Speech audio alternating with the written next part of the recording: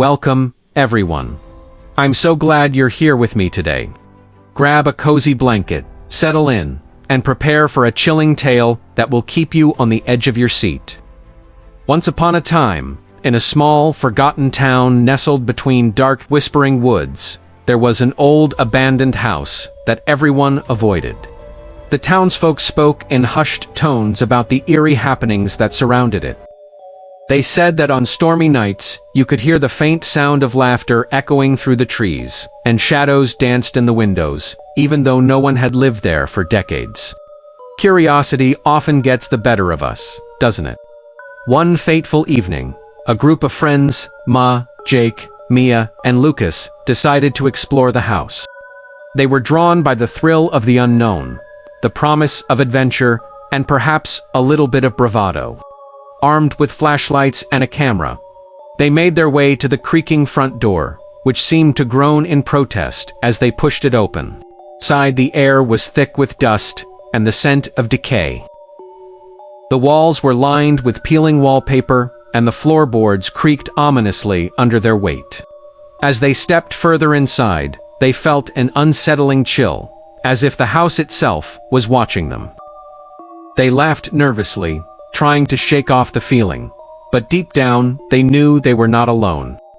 As they explored room after room, they stumbled upon a dusty old diary lying on a rickety table. The pages were yellowed and fragile, but the words were clear. It belonged to a girl named Clara, who had lived in the house many years ago.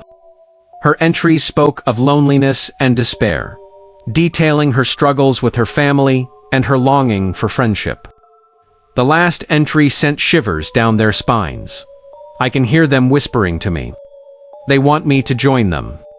Suddenly, the temperature dropped even further, and a gust of wind slammed the door shut behind them. Panic set in, as they realized they were trapped. The laughter they had heard from outside now echoed through the halls, growing louder and more sinister. They huddled together, their flashlights flickering as shadows danced around them. Determined to escape, they retraced their steps, but the house seemed to shift and change. Hallways stretched longer, doors appeared where there were none, and the laughter morphed into cries for help. Emma, feeling a strange pull, wandered off, drawn by a soft, melodic voice calling her name.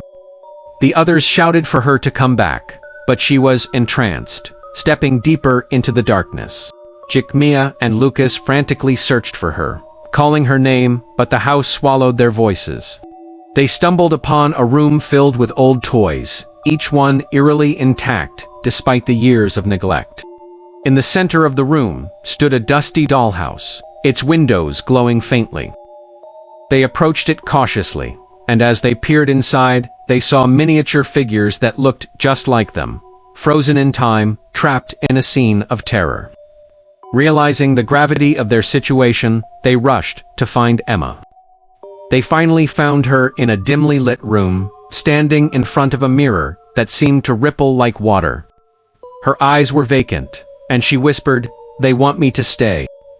The friends grabbed her, pulling her away from the mirror, but it felt like an invisible force was holding her back. With every ounce of strength, they pulled Emma out of the room, and as they did, the laughter turned into anguished wails. The house shook, and the walls began to close in on them. They raced down the hall, desperately searching for an exit. But the house was alive, shifting and twisting, determined to keep them inside.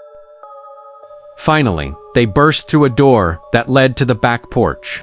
The moonlight flooded in, illuminating the path to freedom.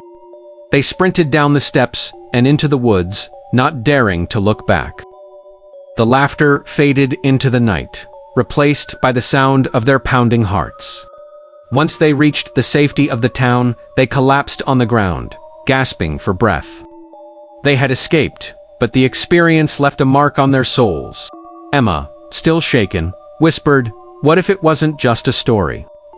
What if Clara is still there, waiting for someone to join her?" From that day on, the friends never spoke of their night in the house again.